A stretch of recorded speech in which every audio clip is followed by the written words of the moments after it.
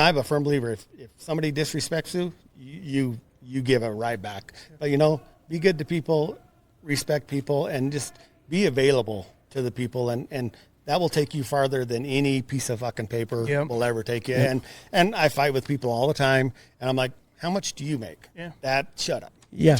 And the guys that have that have the paperwork don't get to see the cool shit you do. Yeah. I mean, we get to see, I'm not stuck at an office and I don't even carry my computer. And, please help us welcome Troy Hawkins to the face.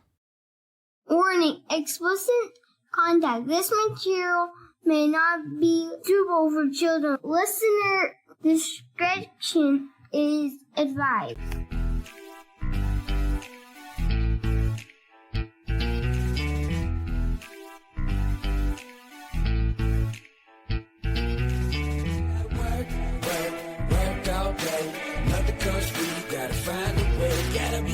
Go put in some elbow grease, cause you know nothing that you get in this life comes free. Gotta work all day.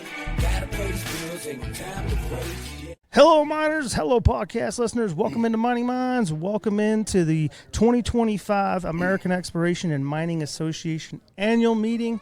We're sitting here hanging out with my man, Dino Brunson.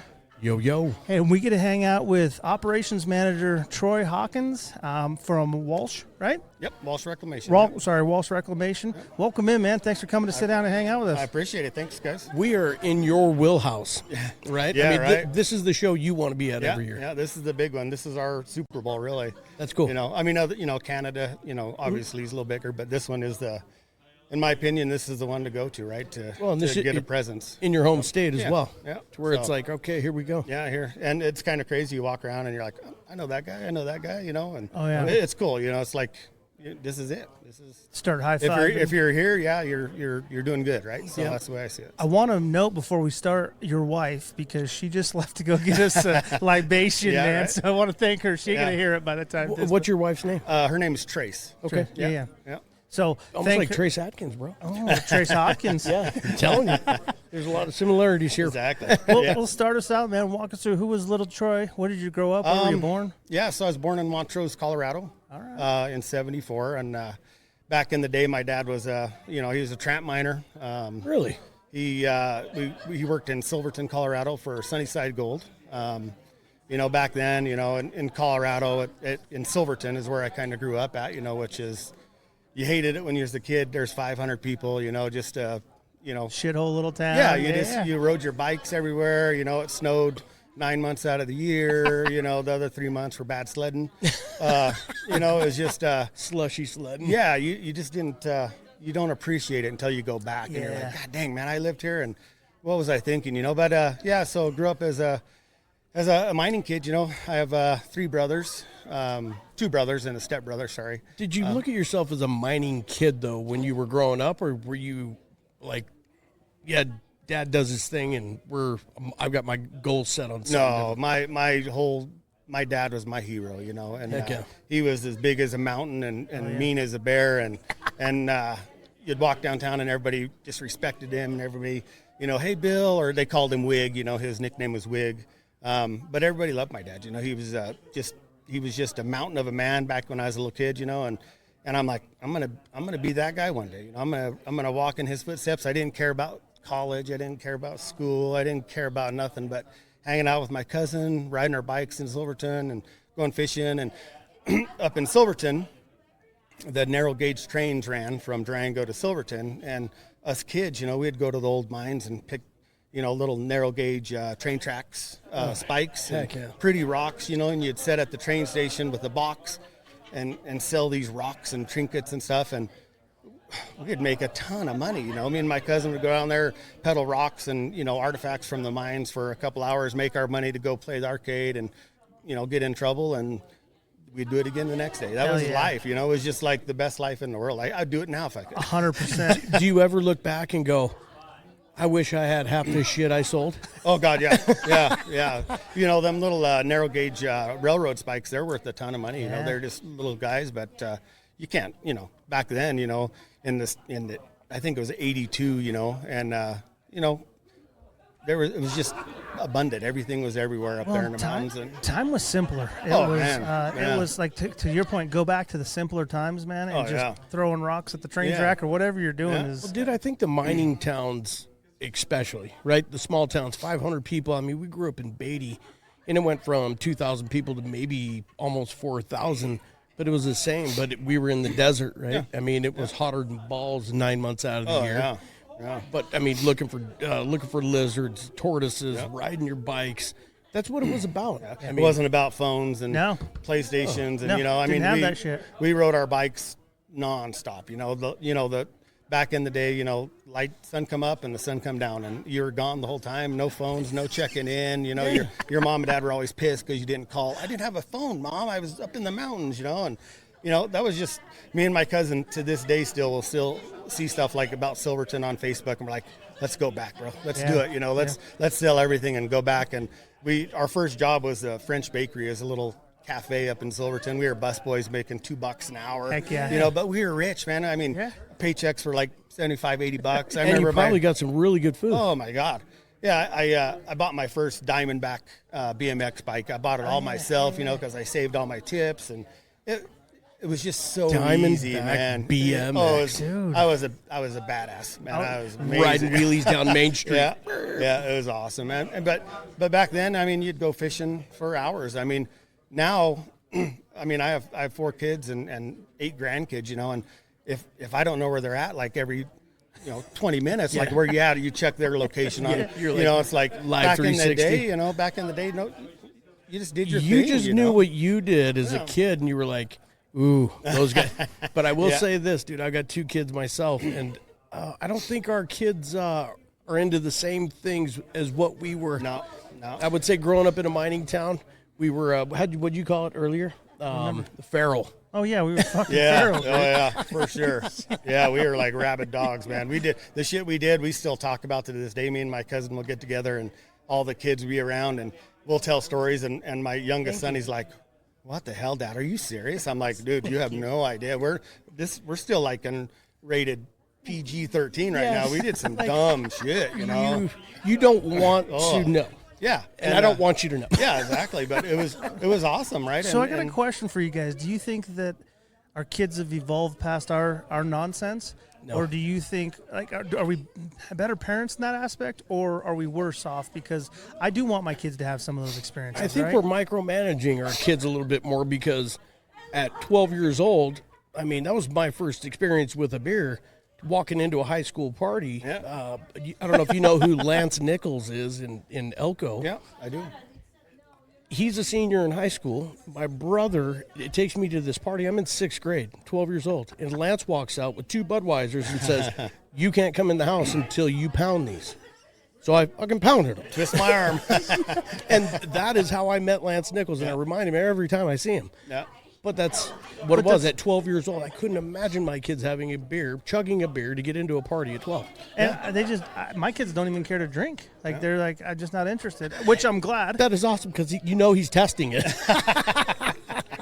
I need a partner at the house. But I guess my point is like, I think about that often. Like, you want them to have some of your same experiences because that's who made us. Yep. But at the same time, like, man, they're doing so much better than I was. Oh, man. Yeah, my youngest son, he's 22, he just bought his first house. He moved in this weekend, and at 22 years old, and I'm like, dude, at 22, I was a fucking mess. Dude, I was out of control. You were living life. I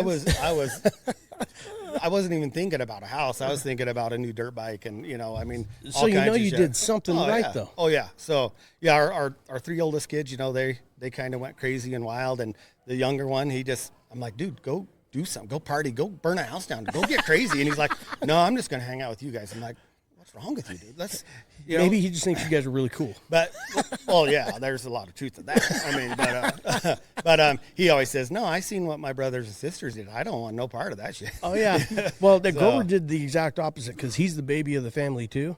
He went, hold my beer, watch that. Well, I had to compete for sure, but I also got to watch the dumb shit you guys did to that point. And you're like, all right, everybody went right here. I'm going to go left. Yeah. Keep my nose a little cleaner. Yeah. And it's good. It's cool to see your kids do whatever they want. I've always told my kids, I'm not a big college guy. I don't, it is what it is. If you want to go. And I told our kids, if you want to go to college, go, but it ain't going to be what you're watching on TV. It ain't going to be party town. Dad ain't got the money to, you're going to go work and you're going to get good grades and you're going to do something not stupid. You're going to commit yourself. Yeah, you're not, because actually not a lot of people see that, right? Like there was this system of go to college, get a degree, get a good job, and that's not the case. No. We're seeing that now. You had the forethought to go. And I'm like, you work at McDonald's, but as long as you're happy and you pay for the way of life that you want, I'll be proud of you and we'll support you, and all our kids have took our path and they're all miners now. And cool. It's awesome. It's so really third cool. generation? I'm a 9th generation miner. No shit. Yeah. That is freaking awesome. Dude. Yeah. So my grandpa started in Cornwall, England. And from there, it just kind of trickled down. And I'm number 9. So, and then I will tell you, if there's a competition on mining mines to understand like the generation of miners, you got number 1, right? It's cool to think about. It's like, man, and that's all we've ever known. My dad, my grandpa, my brothers. In 92, we lived in Hawthorne, and my first job was at Brown and Root at Candelaria, right? So you probably know Ricky Montoya. I know Ricky very well. His aunt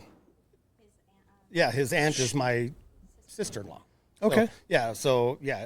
Mary is married to my brother. So okay. Yeah, I've known Ricky since he was a wee little lad. Yeah. You can pull that towards you too. Trace is back, so I just want to say it while we're on there. Thank you very much for our drinks. Sponsoring this episode of the podcast is Safety First Training and Consulting. Headquartered here in Elko, Nevada, but mobile enough to reach you anywhere throughout the United States. These guys can cover it all, from MSHA approved and new miner training, annual refresher courses for both surface and underground. They can help support with health testing like spirometry, respirator fit tests. They even offer courses like fall protection. So head on over to their website at safetyfirstelco.com. Check them out. Their mission is to help your crew adopt an ownership mindset. Not just do the training, but live the training safely every shift. With top-notch instructors and hands-on classes, Safety First Training and Consulting makes sure you're not just compliant, you're confident. Give these guys a visit at safetyfirstelco.com. So did you play any sports? Did you? I wanted to play sports. My grades wouldn't allow me to play sports. In school. I was always respectful, because I was terrified of my dad killing me or disappointing him, So I was that kid. I was always respectful, but I just didn't give a shit about my grades. I knew what I wanted. I wanted to be a construction guy or a miner. I didn't care about anything other than follow in my dad's footsteps, So I tried to play sports a little bit, and I was pretty good, but I could never play because my grades were never good, So I didn't worry about it. We just talked about this on the last podcast. It's funny. The kid that was sitting out in the hall, which I would point to myself, now they're running multi-million-dollar operations. Exactly, yeah. I think in Winnemucca, I kind of grew up there. I think I had the record for, they called it... like referral or something? Referrals or something, man. I was in there all the time, and they're like, Troy, come on. I'm like, you know me, I'm cool. I'm not going to disrespect nobody. I don't want to listen to the bullshit. I don't care. I don't care about it. It ain't going to help me in my life. So did they call your parents in at all? Yeah. Oh yeah. My mom and dad knew that it was a lost cause, but nowadays they're going to threaten to take the parents to jail because it's like, give me a break. Yeah. It's just all about control, like you said, right? Kids that were just total screw ups, now they're running companies, they're millionaires, and it's not they were bad kids. They knew what they wanted and they went out and got it. They didn't want to deal with the other crap. Or they learned differently, or they're, you know what I mean? They weren't interested in that. I got 4 boys, and I can tell that each one of them, the first one out of the gate, he wants to start his life, and he wants to be a mechanic, and the second one wants to create something in the world, probably an engineer type, and so understanding kids too is different these days. It's not everybody's got one path and you're going to go on that path. So I think that's different. I mean, just look at people, we love watching people and you just like, that guy's miserable. Whatever he does, he is very unhappy, and he's probably unhappy with every aspect of his life. And Trace and I are like, you know what?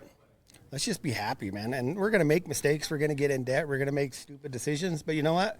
Let's just be happy doing it. And, you can't take it with you when you go. It. Yeah, I mean, she was married before, and I was married before, and when we got together, we're like, you know what? You knew what you didn't like. I knew what I didn't like. Let's get together, and we'll raise these kids and at the end of the day, it's going to be me and you, and we're going to be ride or die. And What a cool conversation. yeah, we're just gonna be happy. And we've made horrible mistakes, and we made horrible financial mistakes. But you know what? Mining is taking care of us. Do you ever look at each other when you lay in bed and go, "We fucked that up"? oh yeah. You know, we could talk some sense into ourselves anytime, but then we're like, yeah, that probably wasn't a good idea. But goddamn, it's kind of fun. I love it because most people nowadays, I mean, I would imagine, trying to find somebody that you could have that conversation with nowadays. Yeah. Unless you're Snapchatting that. Yeah. Not gonna work. Yeah. Well, it's finding the right time too, because I know my wife and I talk about it. Like, if I had known you 4 years, 5 years earlier, 10 years earlier, this wouldn't have worked out. Yeah. So timing is huge on those connections too. So that's good on you guys, because again, people are still out there to this day looking for that person they can lay in bed with and talk about what they screwed up on. Right? Well, we were talking about that just today, right? We were on our way to the motel room, and we always get our cheesecake every time we go out of town, and we're like, oh, look at us party animals. It's 4 o'clock. We're already in the motel room, you know. You had me at cheesecake. Yeah, it's like, you know, but we're good with that, right? Yeah. We don't need to go party. We don't need to do anything. We're just like, it's me and her, and now it's our time. And you know, How cool. if we want to go to the motel room and eat cheesecake at 4:30 and go to bed, Yeah. that's what we're gonna do, you know, and that's all that matters. Well, it's happiness. You just put the vision in my head of you sitting in a hotel room with cheesecake all over the front of you, No. watching Yellowstone. Yeah, no, it gets Landman. Yeah, I ain't gonna lie. Have you guys spent time together? No, well, we did it a couple years ago, and Atlantis has the best cheesecake in the world, so you know. And we went to Atlantis, and we got a cheesecake. I'm looking at her, I'm like, am I going to get some? She's just over there. I'm like, seriously, woman, what are you doing? Oh, I'm sorry. I'm like, God damn. You know, I said everything was going to be cool, but we didn't talk about cheesecake. Cheesecakes draws a line, woman. But no, I mean, it's cool. I mean, it's just, you know, we're simple. You know, we you know, we work hard and we work long hours, and we answer this phone 24/7. And you know what? When we have some time, we just hang out at home. We just sit in a room and watch TV. So it don't even matter. So with your good grades, did you graduate high school? I did not. Okay. Yeah, I did not. So what'd you do, and what age did you do it? So I left school when back in the day, you know, you could leave at 16, and I was living in Winnemucca, and my mom and dad moved to Hawthorne, and my brothers moved. Well, I'm sorry, my mom and dad moved to Hawthorne, and my brothers stayed there. Both my brothers worked at Highcroft at the time, and I was just staying with them. And I had a car, and I was just a douchebag, man. I tickets all the time. I had a 73 Nova, and I drove that thing like I was a race car driver. Did you have a loud stereo? I didn't. I did not. The car was too loud to hear anything. It was Then you weren't really douchey. You were just super. You were just super cool because you had a loud car. Yeah, it was crazy, and I got so many tickets, and my brothers were at the time, they were partying and just being crazy, and sometimes we had to thaw the inside of our door out at the apartment to get out, you know. And I'm like, I can't go to school today. I'm frozen in, you know. And you know, and my mom and dad knew it was, you know, not worth the fight. And then I remember it was like yesterday. Knock on the door, and the apartment was freezing, and my brothers were at the house, and I was at the house, and here comes the door open, and my dad walked in, and we're like, oh fuck, we're in trouble. And he's like, all you grab your shit and get in the truck now, and you're all moving to Hawthorne. And nobody even, my brothers were in their 20s. They're like, yes, sir. And we packed up, and we moved to Hawthorne, and we all stayed in a 3-bedroom single wide trailer. And my brothers went to work for Brown and Root for my dad. He was the safety guy. And then my oldest brother, Darren, he went into blasting, and my other brother, Adam, is an operator. And we stayed there until I turned 18. Then I went out there as on the blaster and the stim crew, you know, the old fashioned shoveling holes, you know, and worked there for a couple years. And at that time, was my dad was the boss, and my uncle was the drill and blast foreman, and my brother was the blaster in charge. My other brother was a operator, and then a bunch of our friends were, you know, working there. Then I was I stim holes. They threw you right on powder, huh? Yeah. That's when your dad's the boss. Yeah. But I do want to ask this question though. Do you think your dad had enough of watching you guys struggle, or do you think he just needed help in the mine? You know, I think I think both, but I think he just got tired of hearing the horror stories, you know. And my dad was just, like I said, he was a mountain of a man. My mom she's tiny, and you know, she was momly, and my dad was just no bullshit, you know. Get in the truck, get in the back of the truck. I'm not even going to talk to you. One of the best humans you would ever meet in your life. I apologize. I'm interrupting. I'm trying to get to the reception area. I'm meeting a president of a company here. You go back down into the casino and take the elevators up to the 5th floor. 5th floor. Okay, they told me the 2nd floor. By the swimming pool, right? Yeah. Yeah, by the swimming pool. Go to the swimming pool. Love it.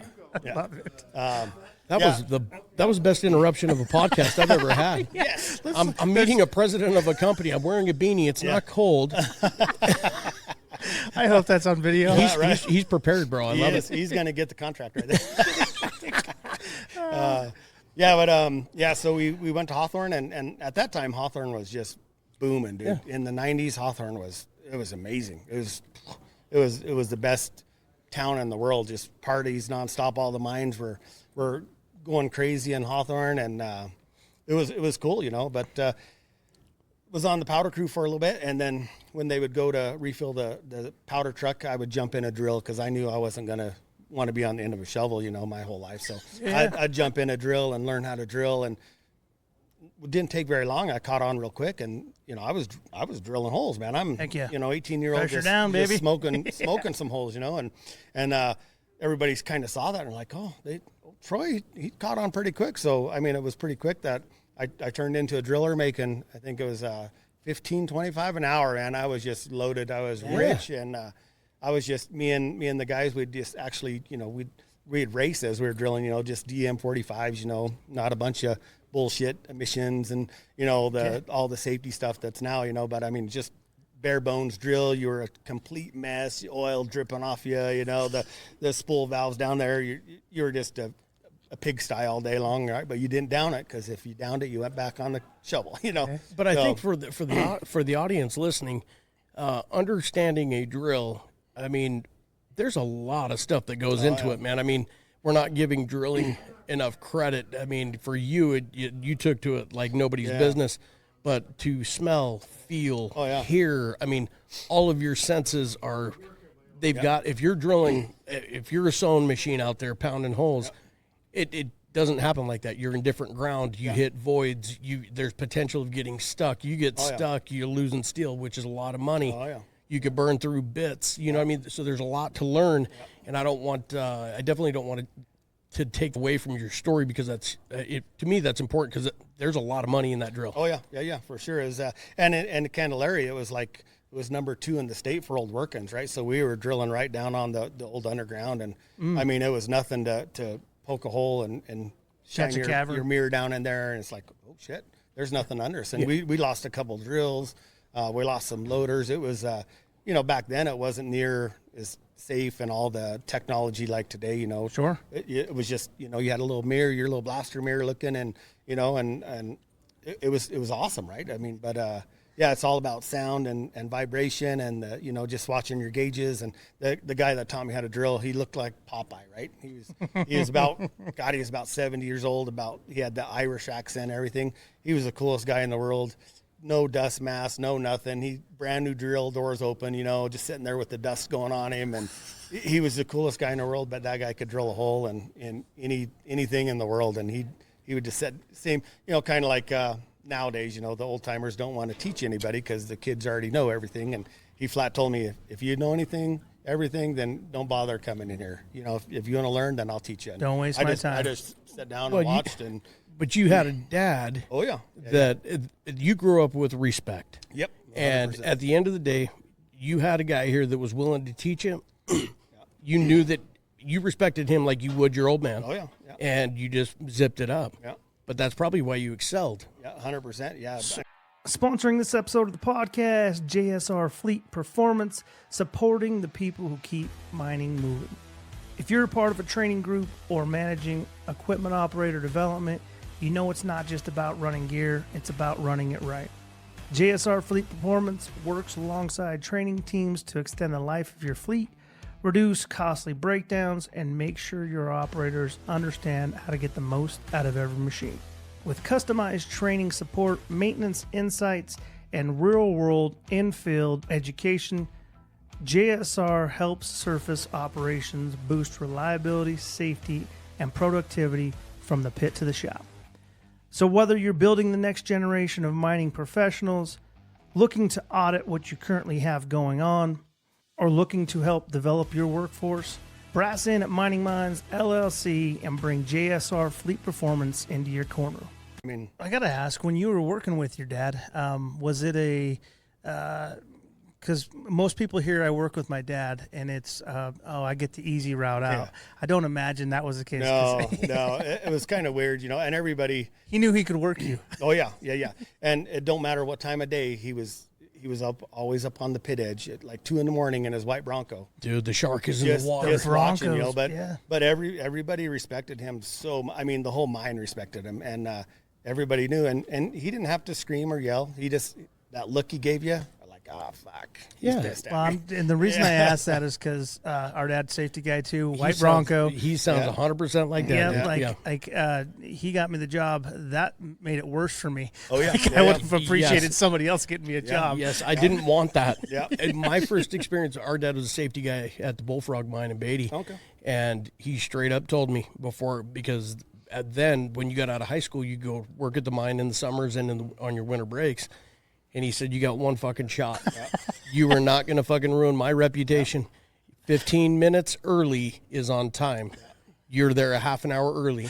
And if you don't, and something happens with you, you don't come fucking looking at me for help. And I'm like, so that's why I asked the question, because I'm like, I think our experience was something similar. It was. I mean, watching my older brothers, and my stepbrother in Silverton, I remember my dad, he got him a job in the summertime up at the mine, and something happened, and my dad threw him across the house, literally, and I'm like, whoa, fuck, I've seen that. That guy fucked up, and my dad had his face in the cushion, and it's like, you're not getting another chance, and everybody's eyes are big around, okay, and growing up with my brothers as my bosses, they didn't cut me no slack. Sure, they expected more out of you. Yeah, and honestly, I mean, it was awesome. It was. Stimming holes was cool. The winter kind of sucked because somebody had to use a pickaxe to break it up, break up the stimming piles. The other one had to shove the shit in the hole. It didn't go, but it was a good job, and you learned a lot and just kind of worked your way up. And you were making money. Yeah, I was, at 18, making that huge $15 an hour. I had a Camaro and a Trans Am and a dirt bike, and I was high off the hog. I was king of Hawthorne for a while. Did you have heat in the house? It depended. Well, the other thing I was going to say is Hawthorne's kind of been one of those spots that's been hot and cold throughout the years, too. I when you were talking about it, I was just thinking about that, too. There's been a lot of work there. Then it's been down for years, and I'm curious to see if there's any movement out there now. So. Yeah, it's starting to pick up a little bit. Is it? Yeah, there's always, stuff going on. Nothing ever, gains traction, I mean. Well, the cool part of it all, I mean, and we're going to get into this part of your story. I don't want to fast forward at all. But you're on the front end of all of this and the tail end of all this. Yeah. So that's going to be the exciting part about the story. Yeah, and tying it all in, too. So you worked for your dad, your brothers. You went to drilling. What'd you do after that? Did you get on a haul truck? Yeah, so Brown and Root was kind of shutting down, shutting down. So my dad knew somebody that the mine manager at Round Mountain. And he's like, hey, call him. And he said me and my brother could go there. And my brother's like, no, I'm going to stick it out here. I'm like, I'm done. I'm out of here. So, where's Round Mountain, A couple of my friends went there already. So I went there and I walked in and back then it wasn't near like it is now with the massive size of the pit. Yeah, right. And I walked in. They're like, what are you doing? I said, I'm here to see, I think it was Steve Mueller, the mine manager at that time, And he's like, well, you just don't come and talk to him. I said, no, my dad's Bill Hawkins. And he told me to come talk to him personally. He's like, oh. Okay, so sure enough, he's like, "Yep, Troy, no problem, you're hired." I'm like, oh, "That was fucking awesome. That's sweet, And I stayed with my buddy there in Carver's and just started up as a, just driving 777, and what a cool part of the story, though, man. I mean, not only because of your dad, you know what I mean, but it took your dad to trust you enough to go, no, he's proven himself. Yeah, went through the rite of passage. Yep. I'm going to stamp my name on my son and let him go do his thing. Yeah, so it was cool. I mean, and it was easy. I mean, you're not going to not use your dad if you have that opportunity. And well, he was building a culture. He knew that he needed hard workers, or that mine needed hard workers, and he knew he could call you and trust that. Yeah, and the same thing, Steve knew my dad. It's like, if it's Bill's kids, then they're probably pretty Their good word kids. means something, Yeah, I started at Round Mountain, and that's where I met Jerry. You know? Oh yeah, JSR Fleet Performance. Yeah, I got put on his crew with, all the old timers, and I was just this punk kid, man. I had a sweet mullet at the time, and I knew everything. And if I had hair, I'd grow a mullet. Oh my God, it was a great mullet. I ain't gonna lie. Can I get a picture of that, dude? That would be sweet. Yes, that's gonna be your album cover. Yeah. Please. And and at that time, Brown and Root started shutting down, so a lot of the Candelaria guys were come over. So I think the first 6 months there was like 18 of us from Brown and Root, right? And Brown and Root was production, right? It was just straight production, go, no breaks, no nothing. Highballing bastards. Just fucking go, right? Yeah. And we were in trouble all the time, man. They called it the Brown and Root crew, and we were just causing chaos. But we were all good workers. We were all good operators. We just you were more like a contract mining service. We wanted to go, and that's what you were there to do a job.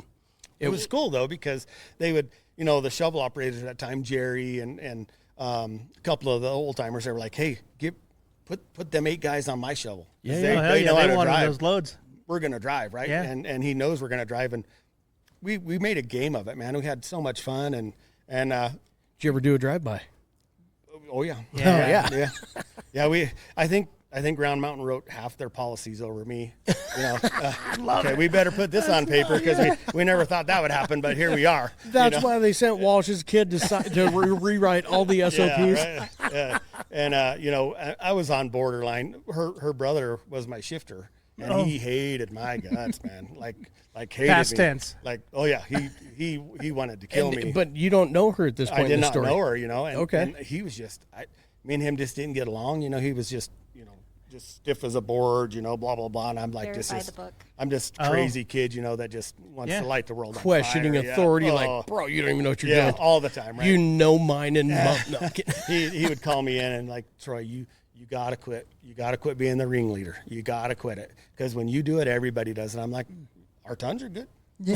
What else you want, man? I'm helping you. You're welcome. But did you die? Yeah.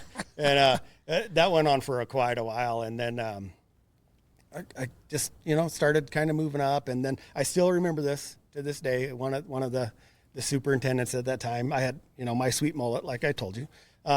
He flat told me, "You're never gonna make it because of that hair." I'm like, my hair doesn't mean shit. It's hair. Yeah. Who fucking cares? And so He's like, we don't need Axl Rose running a crew, bro. So Fabio doesn't need to be so my lovely wife, she grew up in Round Mountain, since she was 12. So she's like, I got pictures of him back in the day with the socks pulled up to the knees. Yeah, buddy. And the real short shorts, and he had long hair too. And I'm like, can I have some? Understand, he's 21 years older than I am. Okay. So I was a shock to my family, and so he was straight by the book, all of that, and so when we first met, he wasn't happy. He was not happy. In fact, he told my mom. She asked him, "You know that Troy Hawkins?" And he's like, "Yeah." And he goes, "I don't really like him."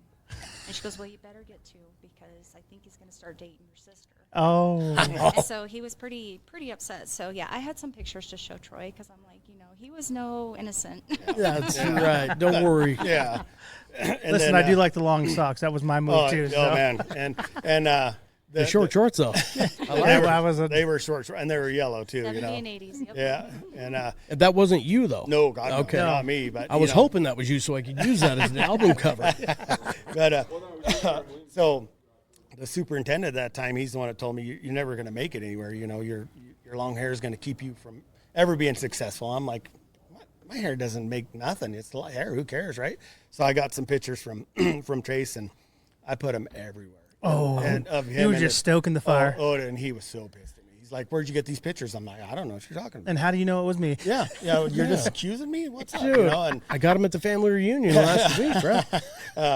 then I just kind of, I teetered on the fifth occurrence for a long time, where I was borderline, At that time, I was racing motocross, me and my buddies, and that was life to me. I didn't care about work. I didn't care about nothing. If there's a race, we're going to go to the race, and we'll deal with work later. And there's been many a times we'd drive home from Fernley at like 1 a.m, and at that time, Round Mountain started at 1:30. So you just pull in from the races, go right to work, and I don't know how you did it, but we did it a lot. But there's a lot of times I'd be like, I can't come in. Could you do it nowadays? Oh, God, no. Shit, no. I remember a few minutes ago, I was talking about going to bed at 4:30. He's looking at his clock now going, Yeah. I'm tired. But, yeah, I mean, I borderline on the, the getting fired, and then I just like, you know what, I'm gonna start living right, and What changed your mind? There had to have been something that you went, you know what, I'm going to give it a shot. I just,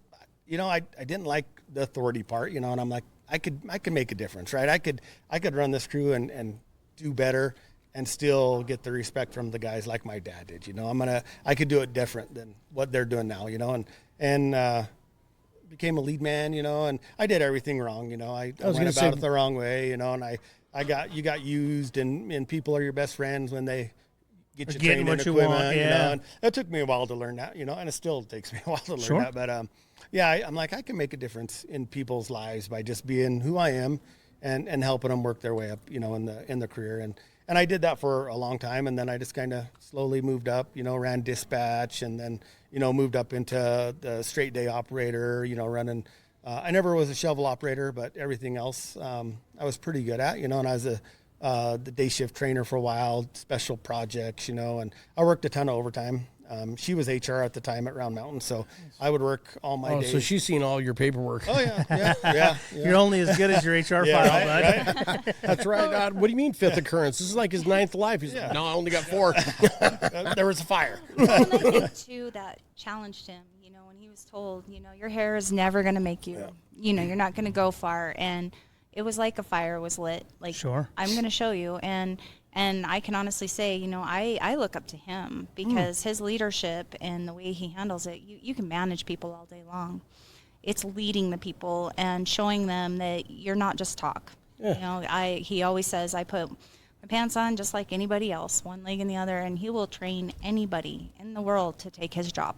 Yeah. That's how he is. And so when he says he looked up to his dad, he is his dad. That was his hero, and cool. That's who he's become. And right. So I honestly think it was then when they told him, you won't go far. And it was almost like, watch me. Hold my beer.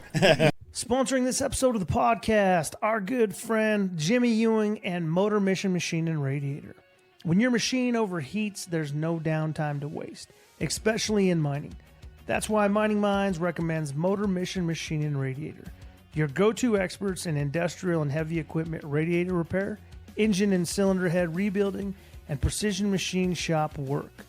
Founded in 1949 and serving the western United States for over 50 years, Motor Mission handles it all.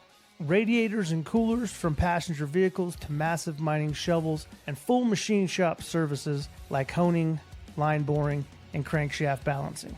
They'll pick it up, tear it down, clean it right, and test it on custom stands before it leaves their shop. The bottom line is, when you're talking best in class, that's Motor Mission Machine and Radiator. Big or small, they can do them all. Yeah, what's interesting, though, as we're walking through this, and you mentioned this when you were in high school, and there's just a couple things that you're in a leadership position now, but at that time, did you really understand how influential you could be? I don't think you do. There's been a couple times in my career, I kind of, I spent like 23 years at Round Mountain, and then I left Round Mountain and I bounced all over. They called me the gypsy mining, we moved a lot, and I was chasing a title and a position, just for the money and stuff like that. But it wasn't for the position to have the position. It was just because I could change things, right? I have a position, I could make things better for the guys, right? Because it's all about your guys and gals that work for you. I've always been kind of like an anti-management guy, we're here because of these guys. These 100%. Guys are the ones that are making you look good. Let's recognize them guys and let's treat them good. And let's focus on the reason why the company's doing awesome. It's because the crew, right? 100%. And they make mistakes and we have issues, but we could learn from that, right? As long as nobody gets killed and, we're gonna crash shit and, make bad decisions. Let's learn from it. And there's been a few times in my life where, things have happened at several mines or whatever, and somebody comes up and like, you changed my life. Very cool. I remember one time in particular, I was a superintendent at Leadcore, right? And there was an older guy, and he was struggling, man. He was couldn't back up to the berm, and I was in a dozer because I liked running equipment. I still jump in it, you know. And he just couldn't do it. And I'm like, pull over. What's going on? And I get him in the truck, and he has his hard hat, and he's just squeezing that thing like and I'm like, this guy's gonna snap, you know. And I'm like, switch gears, you know, like, hey, what's going on with you? Where's your head at? You know, and I just talked to him, and I called, my wife was working at the hospital and went amok. I'm like, hey, you need to talk to this guy for me real quick. Help him out, you know. So we're like talking to him. And was she your wife at the time? Yeah. Okay. Yeah. So she's like a counselor. I don't know how many times, hey, I'm so-and-so. I work for your husband. He said I could call you and talk to you about something. How and cool. She's like, okay, yeah. So she's right there, right? So we're talking to this guy, and we come to find out he's having some family problems and some mental issues and stuff like that. I'm like, you know what? I'll take you into Hawthorne right now, take you to the hospital. He goes, would you do that? And I'm like, absolutely. I don't give a fuck about what's going on here. You're more important. So I pulled my lead man. I said, hey, take the crew. I'm taking him in. I went into the emergency room with him like I was his family, you know, and I barely knew the guy, but he was your family, Yeah, and you treated him like that, which is so cool. Yeah, and I took him in there. He didn't have no money. I bought his prescription for his medication, sent him home. I lied, and I still paid him for a couple of days after that. You know, I'm like, he needs me. If I could help this guy, I'm going to be there for him. Yeah, he needs us, and I'm going to make this decision because it's the right thing to do. Yeah, and I don't care what happens. I'm going to take care of this because he's a human being, and he needs help, and I could help him, and I'm going to do it.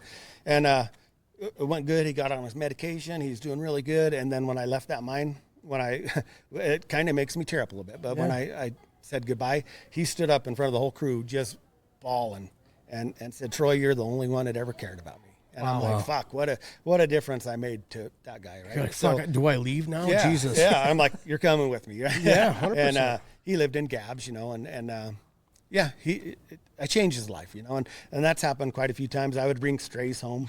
And one time in particular at Round Mountain, she hired a mechanic, and he was living in his car in winter. I'm like, let's go find him. So we're driving around Round Mountain. We found his car in Carver's. Pull up. I said, hey, what's your name? And he told me, and he goes, hey, Trace. I said, come home with us. We got a room for you. And he's like, what are you talking about? I said, you're not going to sleep in your car. So we kick our kids out of the room, give this guy we don't even know a place to sleep, put my kids out on the floor, and we're still friends to this day, you know. And it's about the impact that you can make on people, not your position or business card or anything else. It's just what can I do and what can I do to help somebody out, right? And all the good and bad that happens in this industry, and as you move up, you know, it's the key moments in life that you could look back and say, man, I changed a guy's life or a gal's life. Where did you learn that, or like why?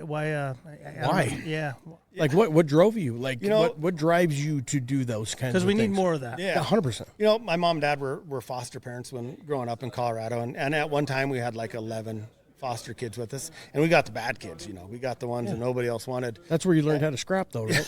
Yeah, and I'm telling you. And I looked at my mom and dad, you know, and they were just, we weren't rich. We were, you know, we making weren't ends rich. meet, like everybody else. But they took the time to reach out and help these people, you know, and I'm like, that's cool, you know, that's awesome. And growing up, you know, Trace and I, we've helped so many people, and that's what I'm most proud of, you know. And our kids do the same thing now, you know.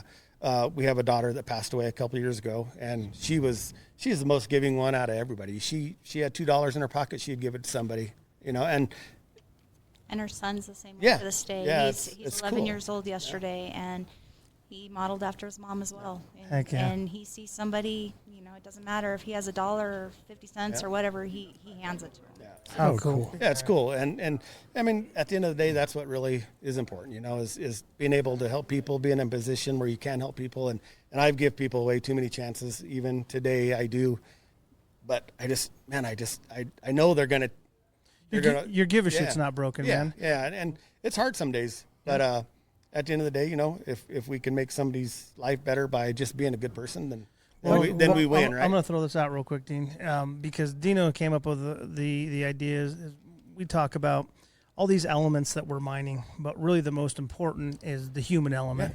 Yeah. And to me, that's what you and your story right now is reminding me of, is, man, like, if anybody understands that human element, that's you guys, not just you, but it's you guys. That's so cool. Well, yeah, it's a trait that I would say back in the 80s and 90s, 70s, that was the pride in the industry, that you had enough to be able to help somebody out. And even if you didn't, it sounds like your family had that value and those morals about them to do that. And that was something that you learned. It's not because I want to tell somebody that I did it. It's just the right thing to do. And for me, it's like, how and why do you think the industry has changed in that way? Because you don't see that in the industry anymore. No. Or very rarely. I think a lot of it is just it's the numbers, right? I mean, look at the KPIs and look at all the data that we all have to input every day in our lives, you know. And it's so data driven, you know, for numbers and, you know, queue times and spot times. And I mean, you can't just sit back and say, you know what, if we treat the people right, they're gonna do their job. Happy right? workers are productive workers. Yeah, and you know, in my life, I've been moved around a lot, and I always get the crew that's the roughest crew, you know, and it doesn't take very long to get them straightened around and to become the best. You know, it ain't about it's morale that creates a crew, right? You bring the morale up. That's going to bring the safety up. That's going to bring the production up. What did you do different than everybody else to change that? Just show you care. Respect. Yeah. I think giving respect and earning respect. You know, a lot of times people go in and they demand it. Yeah.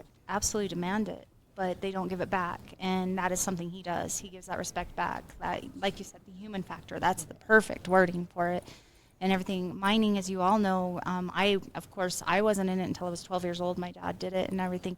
But it's a family. It's a complete family. Yeah. Working in the HR department, I would have guys that didn't know how to read or write. And they would come in and be like, "Can you fill this out for me?" Absolutely. You know, they're who make your job. But you asking that question, it's money driven now. You know, what drives us to go there also rules whatever we do. And I think that's part of why that human factor breaks, because there's no respect anymore. You have all these numbers to crunch. You have all of this to do.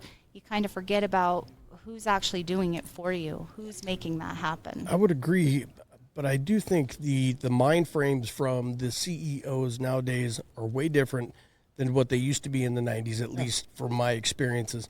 They would come to the family days and drink beers with the guys, and not just the guys that lived on Snob Hill. They drink beer with everybody that was a family day. Yeah. We're chasing stockholders and business reports rather than worrying about people. Yeah, let's take care of the people, and everything else is going to blossom, right? 100%. And one thing I would do every time I'd get a crew, I would spend a couple weeks. I'd just go out there and sit at the queue point, and a truck pulls in. Hey, let's go for a cruise. Show me what you do. And why are you riding with me? Am I in trouble? No, I want to get to know you, man. How's your kids? You have kids? What's going on? And I would spend a ton of time doing that. I wouldn't care about reports or nothing like that. I would just want to get to know the people. And you know how long it takes for that to spread on a mindset? Oh, yeah. Not very long, man. Yeah. No. And a little one bit guy, of street cred. Everybody wants to come to your crew. It didn't take long. And I had one guy's like, you know, I've been out here 5 years, and the shifters never rode with me. You've been out here a couple days, you've already rode with me. And I'm like, well, yeah, it's not going to be a one and gun thing. I'm going to hang out with you guys. You guys are the crew, you know, we're a team, and it's important to know each other, and it's important to know your life a little bit, you know. But they're not just idle words. Yeah. You know what I mean? Like you stuck behind that, and you carried that with you. Yeah. Sounds like you carried that with you through your career too. Yeah, you could do all the lip service you want, and it don't take long for the people to. Did you have anybody do that for you? You know, I had a couple of shifters in my career that really kind of made a difference, and I took good and bad from everybody, and I'm like, I'm going to take, okay, he's good at this, and he's good at this, and I'm going to combine it together and make my own thing, you know, and every time I would leave a job, I would like, I need to work on this, so I would work on this, you know, and fortunately, I had a wife and kids that supported me in my crazy, 12 years of going everywhere, you know, and I took a lot of stuff, a lot of, high up people kind of showed me some ways, but I wanted to make my dad proud, At the end of the day, I'm like, I want my dad to be like, that's my boy, he's doing awesome. And that's to this day, when people's like, oh, your dad was Bill Hawkins. He was a fucking great guy, and I won. If somebody says that, I won, and that's what I always strive for, is make my dad, he's gone now, but I know he's with you 100%. And, my brothers, one of my brothers, he's an engineer for Southwest Energy, and my other one works at Core Rochester. And man, we always hear your name. People say good things about you. I'm like, that's awesome. That's awesome. That's Dude, cool, building a legacy right now, which is, I don't want to say unheard of. I mean, there's other guys out there, but this is the first time that an active miner or somebody that's in the industry that's not about ready to retire has come in and told a story or stories around how they manage, or not even manage, how they look at their people. Yeah. Because we went through a couple different talks at of one of our last conventions, and you could see the culture on the mine site just by listening to the guys talk. 100%. And one of my questions in my mind that I had was, how comfortable are your people coming up to visit with you as an individual? I wanted to ask that, and you answered it for me. I mean, all it takes is some effort to go, I care. Yeah, that's all anybody wants. And if any of the big shots are listening, look at their people. Yeah. And ask themselves that, hey, do they even know who I am? Yes. And if they don't know your name, then you're fucking failing. I don't care what you're saying. I don't care how successful your mine is or how big your company is. If you don't know their name, you're in trouble. Yeah. If they don't know who you are, and I was a GF for a couple of years, I would make every line out, regardless. I'd show up early. I'd make every line out. Not because I had to, because I wanted to be present to these guys. No one say, oh, Troy moved up, now he's too good for us. Oh, no, I'm going to be at every line out. I'll be on the line outs on the weekends. Well, you came from the workforce. You knew it was important. Yeah, exactly. And that was important to you. And I think that we've talked about this a couple times.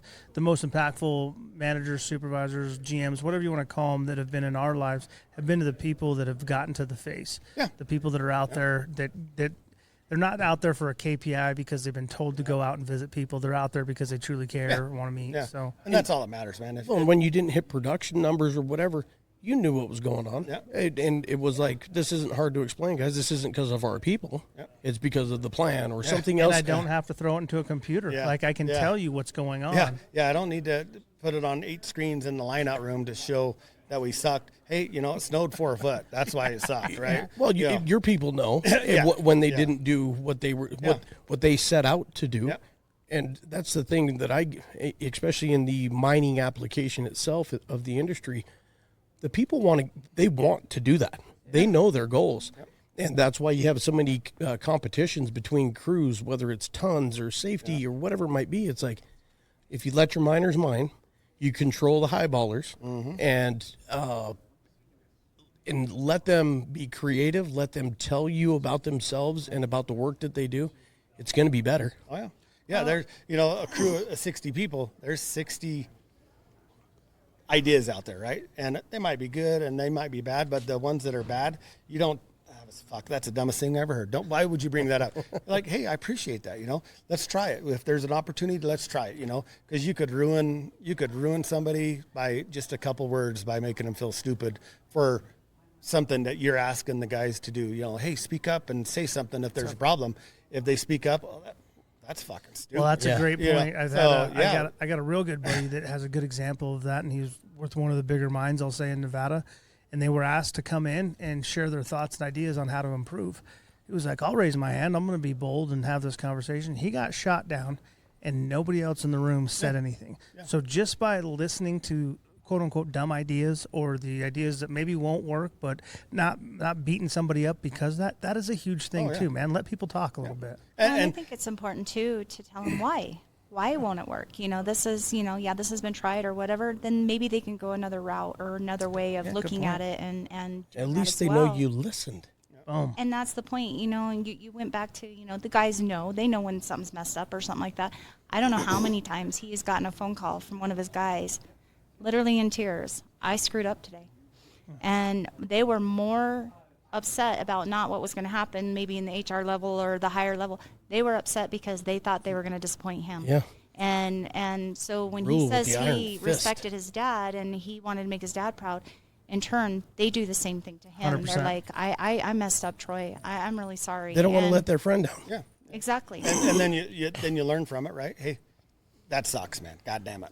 So what could we have done different?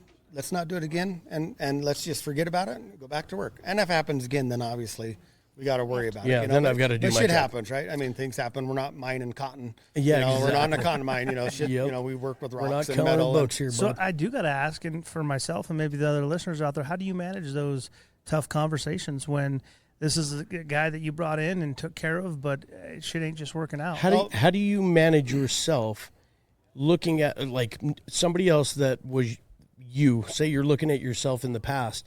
How do you manage that guy? Oh, that's a good one. You know, too. I love that, right? I mean, because I could see the passion, right? And that's what this job is about, is passion, right? You could come in, you could do it for the paycheck, or you could do it for this, but the guys that come in that have that passion, you're like, okay, this guy's going to be good. And you just, hey, I was in your shoes. These are the mistakes I made. I want you to go out there and fucking, you know, fight. I don't want to slow you down. Yeah, I just want to keep you safe, buddy. Yeah, but let's look at this, you know, and a couple times it's happened here recently, you know, where we got ourselves in a predicament, you know.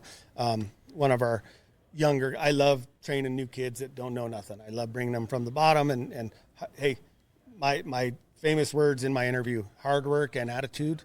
I don't care about anything else. If you have hard work and attitude, you could take my job. I don't care. So in your interview process, do you talk to them about themselves instead of just the job? Oh yeah. And that's one thing me and Trace fight about, and me and all our HR people has fought about in the mining industry, is I hate Scripts. That script. Tell me what you would do. You know, fuck that. I'm gonna look at you. I'm like, okay. I want to know who you are right now. Who are you? And Trace is like, we kind of have. I'm like, no, I don't. That's bullshit. I want to know you. I want to know your past. I want to know your experiences. I want to know how you're going to handle this. I want to know if you're bullshitting. Yeah, and I'm going to know if you're going to bullshit at me. These guys, anybody can come in and tell you what you want to hear. Exactly. But when you ask that off-the-wall question that you know is going to trigger some reaction that you're looking for, that's when you know they have it or they don't. I tell everybody, I'm like, hey, I do. She still yells at me, you can't be doing interviews on the side of the road. I'm like, yeah, if the dude's ready, I'm gonna do an interview at the roundabout. I don't care. Yeah, buddy. 7-Eleven, it don't matter to me. You know. And that's where it's hard, you know, like you said, you have that corporate script you have to go through. So, you know, I have to go by those guidelines, and he's going by this guideline. I agree with him. But I'm like, okay, we got to train it back and everything. And then I'm just like, you know, do what you got to do. But at the end of the day, I do think from these bigger companies or the companies that are by the book about all of that, there's some things that they can learn. It doesn't mean you got to change it all, but your guys in the field that have been there that know the people that they want to hire, that are going to be that passionate, that are going to be safe, that are going to make the industry better. That's why you're asking the questions you're asking. 100%. Well, and I'll be honest with you. One of my favorite questions to ask is like, "Hey, man, you got any kids?" You know, and it's not for the reasons that people think, and it's like, I just want to know this person as an individual. Like, how's your?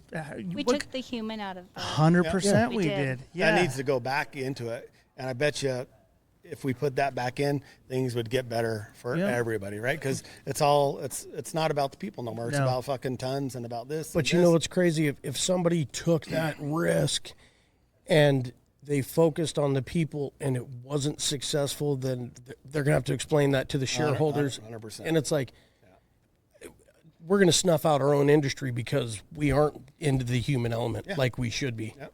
100%. Yeah, I mean, so the people that come and they're ready to, you know, conquer the world. I'm like, yeah, let's go. Let's do something. Let's build something. And that's why ultimately I got out of mining, you know, because I couldn't do it no more. I wasn't, you know, my wife and both my kids worked out there at the mine with me. And they knew for a while that something was going on. I was just going to snap, you know, and I was doing everything I could to Get fired. kiss everybody off, and nobody had fired No, me. well, you you're know? putting a round peg in a square hole. No, man. that was 100. I did the shit that anybody else would have got fired for. But and I'm like, I'm miserable. You were all test me. And, But you were putting a plan together on the backside. You had to have been. No, Really? No, He wasn't. He actually, you know, I'd go home and he literally be just staring. And as you can tell, Troy's an outgoing guy, you know, happy-go-lucky and this and that. But I wasn't getting anything. And so I just told myself, time will tell, you know. And we cross-shift. I was in the assay lab. He was in the mine department. And I'm coming off of nights. I think he was coming off of nights. I was going in days. And he came in and said, I need to talk to you. And I said, it's about time. And he was worried about me and my son. We just went out there. I'd taken the shift so that I'd have time off with them and this and that. And I said, no, don't worry about us. You do what makes you happy. And that's the bottom line. Good on you. Again, what makes you happy? And he is more passionate than the mines will allow you to do here anymore, unfortunately. You know, and I got to watch it when my dad was in it. You know, they used to have a lot of fun. Like you said, the company parties and the picnics and the things like that. And that just doesn't happen anymore. And honestly, I saw Troy, who's outgoing, become this robot that was just like, I got to go to work and this and that. And so when you feel like that, you don't get to be that support that your crew needs and this and that. And that's what he was feeling like. He was feeling like he was failing them. He was failing himself. He was failing us. Sure. And I'm like, you know, and Walsh is the one that came up, and I said, well, you'll never know until you try it. And he's like, and I'm like, don't. Well, don't worry about it's kinda me. You don't funny, worry you know. about our son. You just go. It took a few days, but like we went into the Real Deal store, right? And we're talking, and we're like, she asked, do you own this? And she goes, the lady's like, no, the Walshes own it. They own, you know, Walsh Reclamation. I'm like, that's a sign. I told her, I said, that's a sign. And then something else happened. I'm like, it's a fucking sign, Trace. So they had a Facebook ad on just looking for operators. So I'm like, I'm going to Facebook it. I was at the motocross track racing. I got a call like a minute later. Would you like to come in for an interview? I'm like, yeah, cool. You're like, I'm ready right now. Yeah. At the roundabout. I literally did. We loaded up our bikes and I went right there, you know, and I was just looking to go back into equipment, you know, just kind of take a breath, you know, because I love running equipment, you know, and There's something peaceful about that. yeah, there is, man. No, not worrying about anything. You can be in your own just doing my headspace. thing, you know, and equipment now is pretty nice. Yeah. Back in the 90s, it wasn't so much nice. Them vinyl seats on the 992Bs, you know. Oh, bro. You know, and I, you know, Christina, she's very vocal and very honest, and she goes, well, we'll hire you 100% as an operator, but would you consider this? I'm like, oh, man, lady. I kind of want to get out of it. I said, I'll be honest with you. I can't deal with no politics or no bullshit. And she's like, fuck, me neither. Let's do this. I'm like, Very cool. Game on. And they are. They're like Okay, siblings. yeah, I mean, and, they think Can I alike. ask- They do alike. Hey, can I ask, so as a man going through that, knowing that you got a wife at home, kids at home, you're trying to support, you're in this headspace. How did you pull out of that? man, I was scared to death because last thing I want to do is, you know, hurt us Yeah, financially. 100%. But I'm like, you know what? We'll live off my credit cards. I don't give a fuck. I'm so unhappy. I gotta just do something. And I'm like, I know a lot of people. I could get a job pretty easy anywhere, you know. But I didn't want to travel no more. I didn't, you know. I love contract mining, you know, because it's exciting and I like seeing new things. Always you know? something different, Yeah. And you know, Trace and my kids supported me. I'm like, you know, we'll make this happen. And you know, I guess the reason I ask is there's a lot of times, and we've had a lot of people come up and talk to us about certain situations similar to what you didn't know what to do. I was struggling, didn't want to fail my family, et cetera, et cetera, et cetera. So I think that's a common thing. Oh, yeah. And a lot of people will stay in that rut and they won't get out of it. And then they're miserable. And then maybe their family life's miserable. Well, you got to think about the longevity too. Like you were there for 20 plus years. Yeah. Yeah. So to process that 20 plus years, you're stepping away from a lifetime of stuff. everything I knew, right? I mean, You're stepping away from your dad helping you with that opportunity Yeah. and going, am I going to let my dad down? Yeah. Is this worth staying? I mean, I could imagine.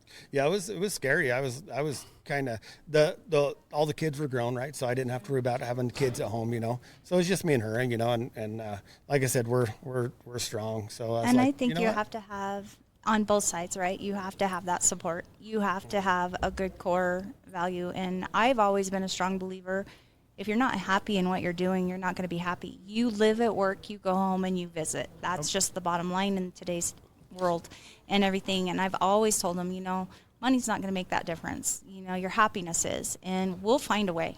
Like, we'll always find a way. Well, and you Well, go for to the you to- mine, you go to the mines, and you know, he's miserable. He's miserable. Yes, He's yeah, mi- yeah. And it's like, I don't want to be that guy, man. I And wanna that's be- why I asked yeah. the question, because I think there's a lot of people that are battling some of those battles.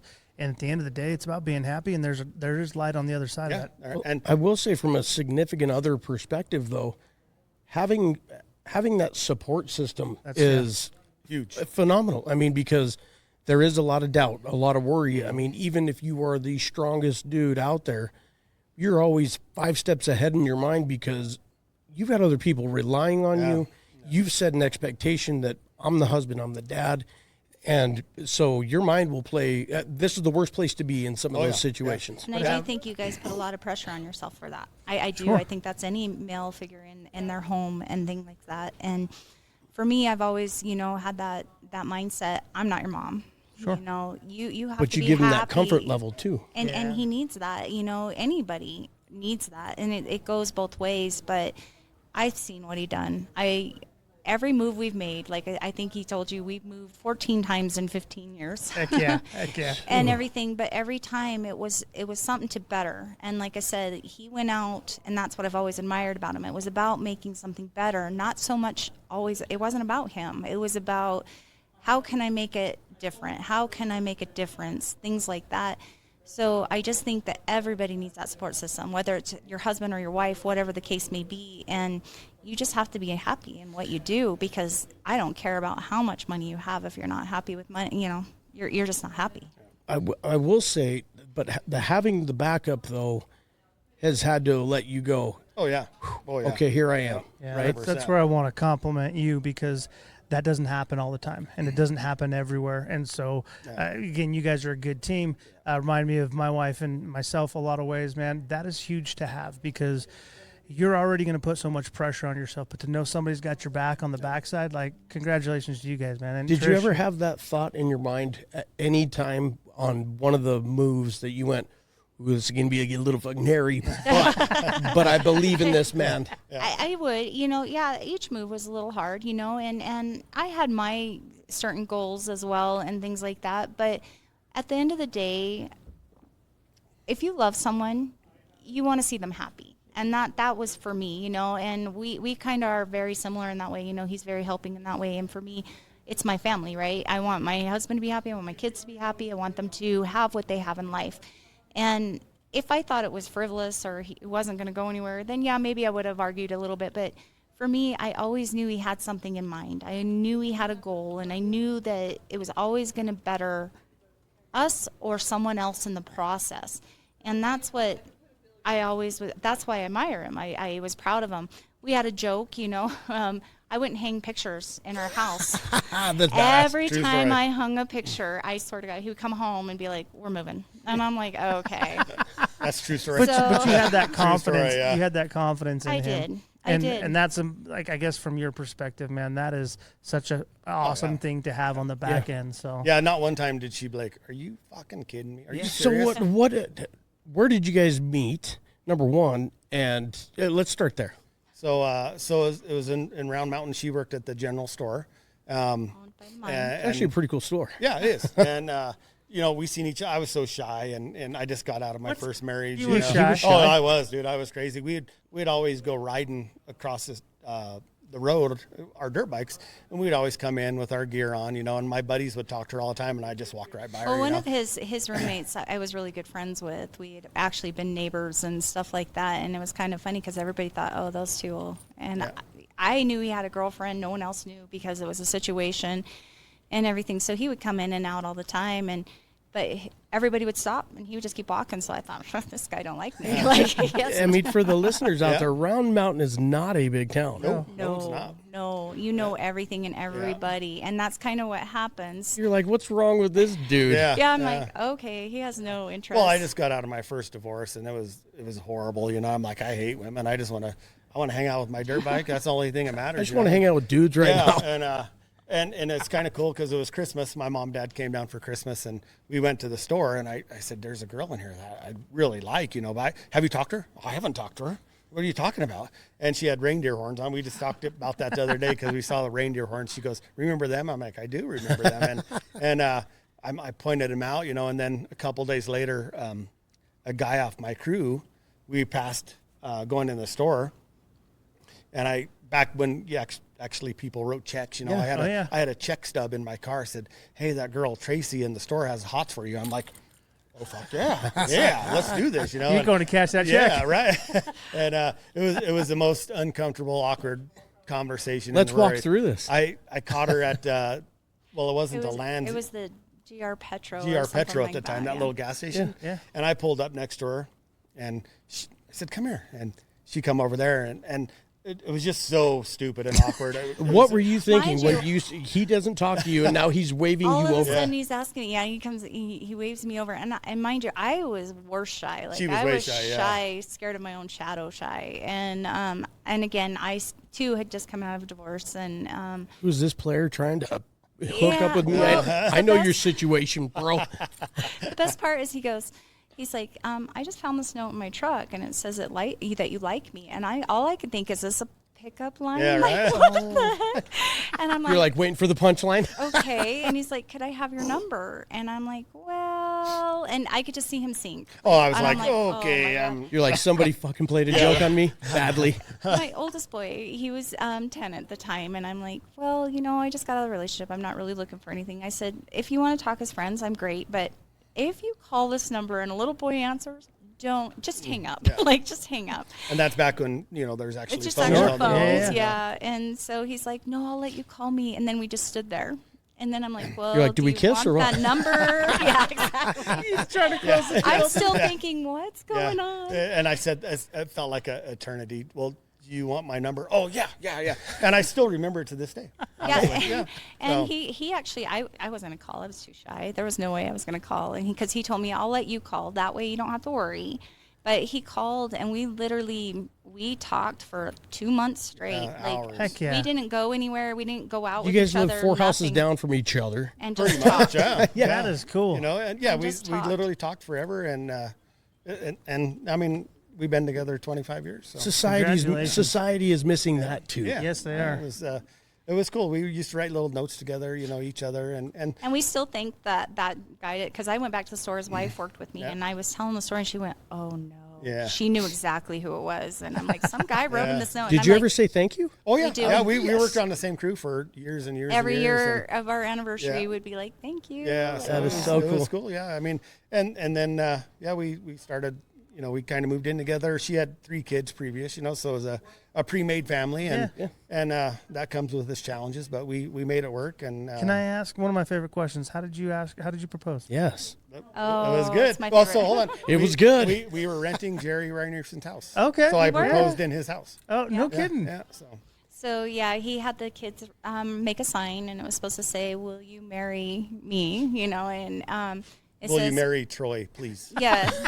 Please. And that's how it went backwards. Marry Troy, please. It was so I cute. pulled them in the kitchen. I'm like, hey, you want to help me? And they're like, yeah. And at this time, they hated me at first, and then they started liking me because I took them riding, and we did a lot of stuff. So I pulled them in the kitchen. I'm like, hey, you want to help me ask your mom to marry me? And Involved they're them. like, oh, awesome. So I was like, will you marry Troy? And then I Marry held up, Troy, will please, you? And Yeah. so we walked in there, and we were all, she's like, what's up? And we held up to sign, and the rest is history. Heck So yeah. it's That pretty is cool. But the Congratulations. best part is we went to, the very first time we went out, we went to Carver's and for dinner. Hot date. Oh, Hot yeah. day. Yeah. Couldn't even go to the Mizpah? Yeah, no. Lo and behold, my brother was sitting there. And so we go in, and there's another guy from their crew, and the guy from the crew comes over to us after, I said hi to my brother, and he walked out. And the guy comes over not knowing who I am, which is kind of strange because everybody knows Yes. everybody.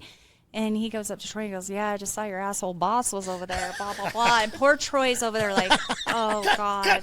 And I'm laughing. Like, I'm sitting here like, I know how my brother Yeah. is, So he leaves. He's like, I'm so sorry. I'm like, I just really wish you would have said, meet his sister, Yeah. Trace. Oh, yeah. I would have That loved to would have have seen been his great. face. Yes, that would have been awesome. Did you ever get any flack from your brother from that first sighting? He would never say it to me.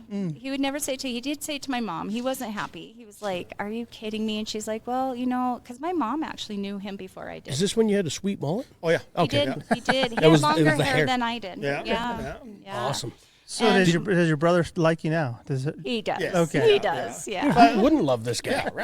He's the Right. man's man. He takes care of people, and he takes care of his sister. Yeah. 25 years worked on And it. Yeah. with the pre-made, like my oldest boy was 10, my daughter was 7, and then and 2. my other one was 2, and best stepdad.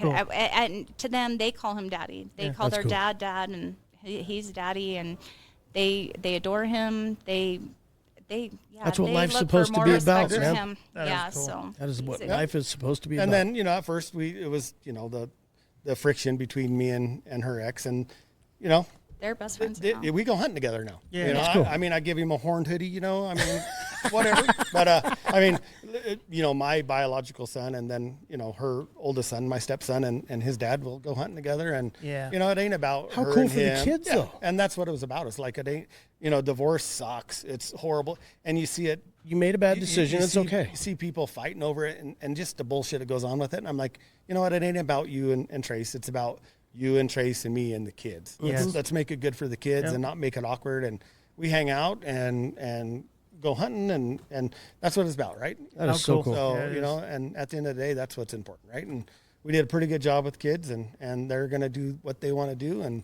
make their own careers, and you know, that's it. In all honesty, you know, they followed in his footsteps. Their dad is a highway patrolman. They love him and adore him, but when it comes to who they want that validation, they go to him. That's cool. Well, it sounds to me like you spend a lot of good quality time, and it might not have all been sunshine and rainbows, but there was a lot of learning lessons. Yeah. And I'm gonna say this. I don't know if it's gonna be true, but I would imagine you got that from your dad. Yeah. Yep. 100%. I would say 100%. Yeah. I never seen my mom and dad fight one time growing up, you know, and they went through some shit, you know. Back in the day, there was money was far and few between, you know, and they had a lot of kids, and we didn't have, you know, I didn't have motorcycles or any, you know, I got a bike every year for Christmas and some socks and some undies, you know, and man, but I tell everybody I had the best childhood in the world, man. I had the best parents that anybody could ever think about having, and that's what I tried to do for our kids, you know. And granted, our kids were spoiled rotten, and we had dirt bikes, and we raced and raced all the time. You know, that's all we did was race. And but you know, I was able to do that, right? And they strive to be that same. Yeah. Our daughter that passed away, she always made the joke.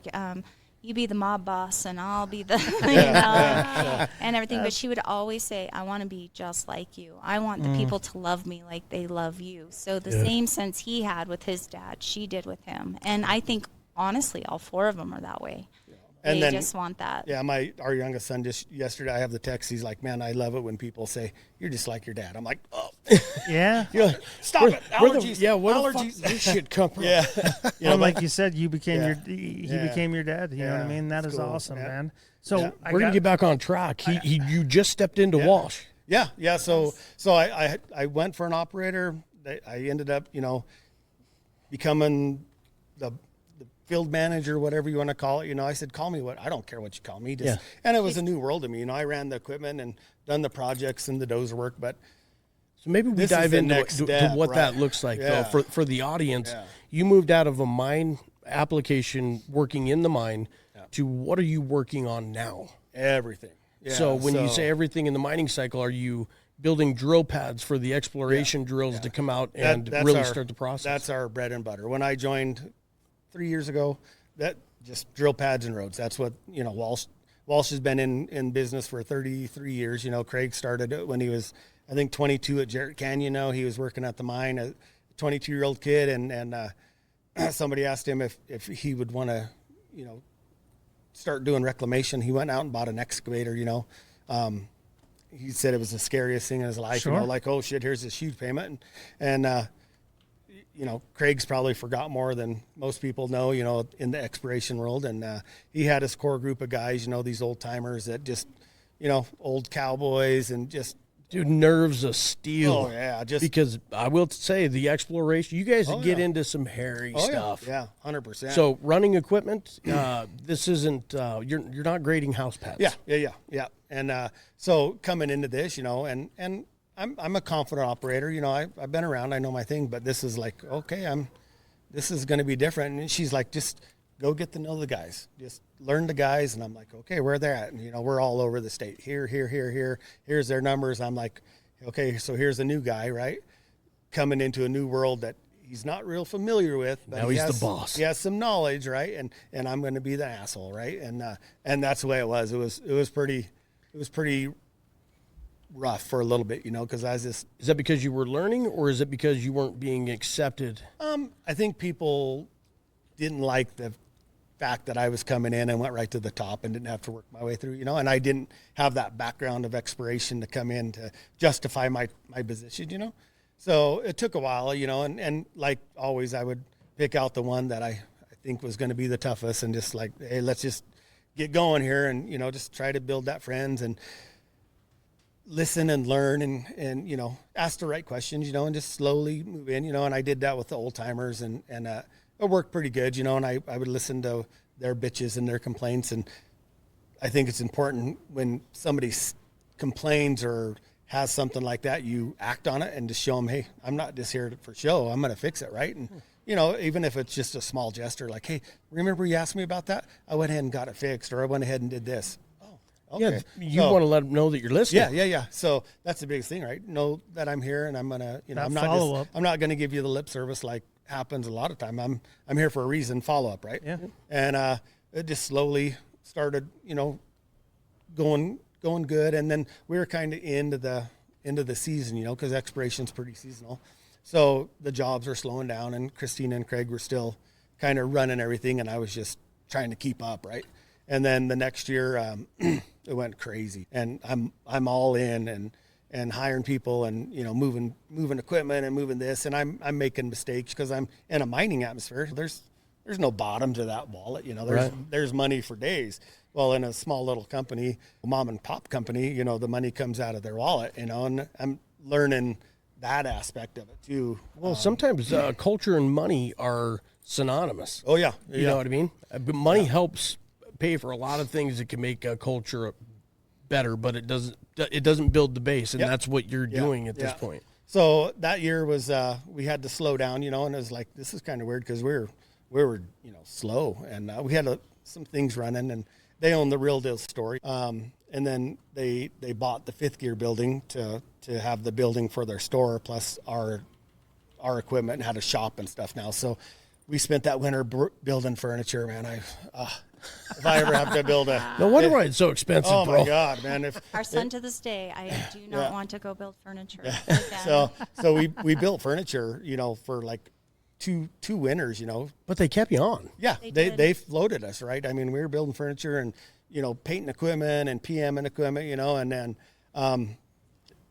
I kind of got my win, like, okay, I'm gonna go all in, you know. And I brung Trace in and brung my son, and we just, the jobs are You're just like, let me boom, build boom, this. boom. Yeah, here we go. And they they're in the middle. They kind of want to, here's the keys.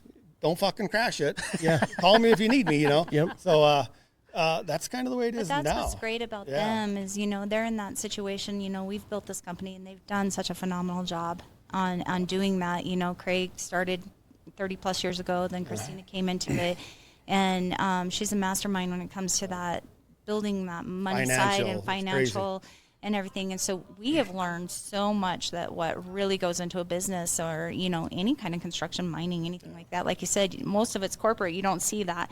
This part you get to see, and you get to see their real tears and blood going into this company. So you begin to love it just like they do, and you want to nourish it just as much as they do. Yeah, you own it just like they do. You breathe it. It's 24/7, right? It ain't you want to make them just as proud, you know, and Troy's done that, you know. Okay, how do I keep my guys going? Now I got to figure out how to do that through the winter, and the support that they give him is just phenomenal and stuff. So we, in turn, want to make their company, we want to be them proud and make their company this amazing name.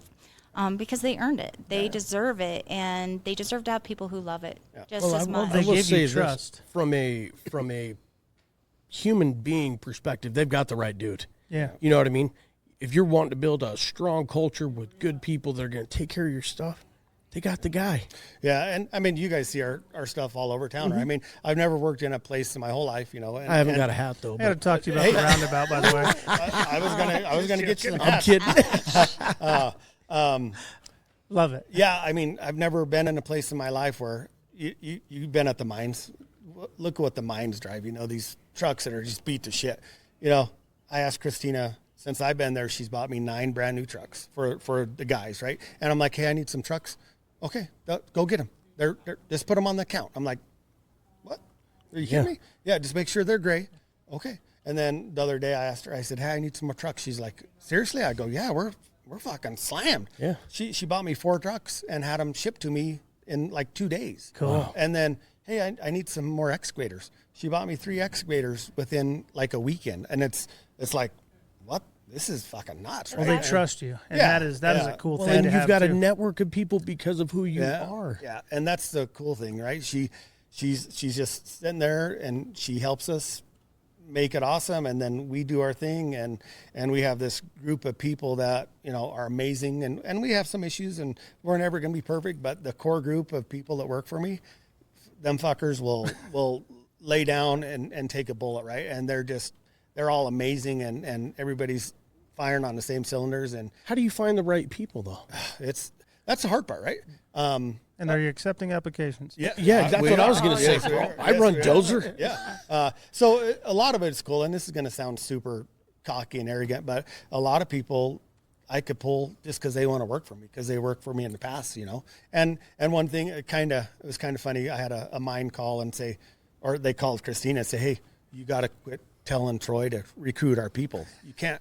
And I said, first of all, I only took my son, and that's my son. I'll take him everywhere I go, Yes. and nobody's going to say a goddamn word about that. Yeah. I said, but what they need to ask themselves are, why would they want to leave a mine that makes this much money with this much benefits with this much The PTO whole package, yep. to come work for little old Walsh that don't pay what the mines pay? I said, that's what they need to ask themselves, instead of saying Big Bad Troy's stealing my people. Why do they want to leave to go work for Troy? They should reflect. There you go. So Guess what? These guys are willing to make $5 less an hour because they want to be happy and work with a you cool go. dude. So that's my whole story, dude. In my interviews, when you learn how to run a dozer, did you dream of sitting on a waste dump, just getting top dumped by 100,000 tons of dump, at night?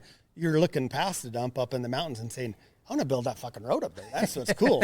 And that's what people do when they run equipment. They don't think about sitting on a mine site pushing a dump. They want to be up in the mountains. And I'm like, we have the best job in the world. And you guys see our posts on LinkedIn. I mean, that's What you gonna do? That's the life right there. We're up in the mountains and we see the country, and we're not being watched by big brother.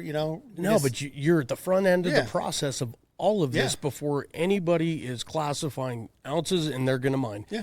Like years and years and years ahead of projects. Yeah. And it's cool because you get out there and you build a relationship with the client, and you talk, and they tell you, oh yeah, there's going to be this many ounces here, and you're like, oh, this is cool, and then you see it getting bigger and bigger every year. Hey, we got more money for this. We got more money for this, and it's like, okay, this We get to is see going it to from be the something. beginning, Yeah. and then we get to see it at the end. so- As we're mining, you might get to see the middle. You get to see. You don't get to see where did it start to.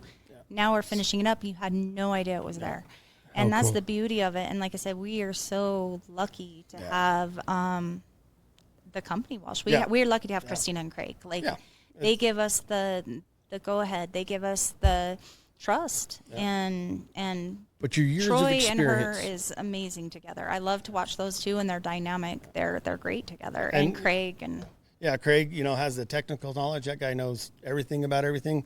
Christina has the financial knowledge, and she'll it's like, stop. Stop. That's too much. I don't care no more. Yes. Let me go somewhere, and then I have the operation, and the people knowledge, and then Trace comes in with the HR and the payroll, and just being a great person, right? And then we just have this great dynamic between the core group, and then that jumps into the operators. And, I was going to say that filters into the company, man, which is another thing, because I'm sure they feel like they're owners too. Yeah, exactly. And They know exactly if they don't do the right things and take care of the equipment and promote and be Walsh when they're out on the job, that they're not doing the right thing. Yeah, and we're so big now. I mean, I still got 68 guys working for me in December, and that's unheard of, right? I mean, I started 3 brand new jobs this week, and then in the room had another client call and say, "Hey, you want to start in January?"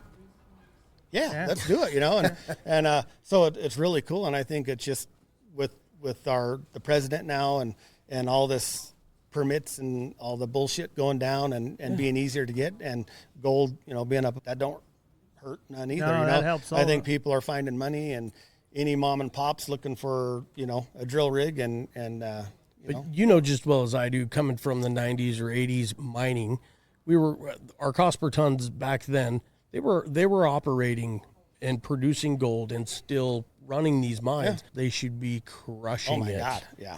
But I think with a lot of the politics and all the stuff that the big boys are doing now. That's their cost per ounce is just going crazy because they have to fund all these stuff instead of, hey, let's just be good people. And a lot more costs than they didn't have. That's just to mine, right? I mean, and luckily being Walsh, you know, we don't have to. It's Christina and Craig's rules, right? And there's not a lot there. Just don't be douchebags and go make us money and make us look good and build great roads and paths. Well, one of the things I was going to mention as we kind of get close to wrapping this up is we feel like we're always fighting over employees and paying them is going to help that out.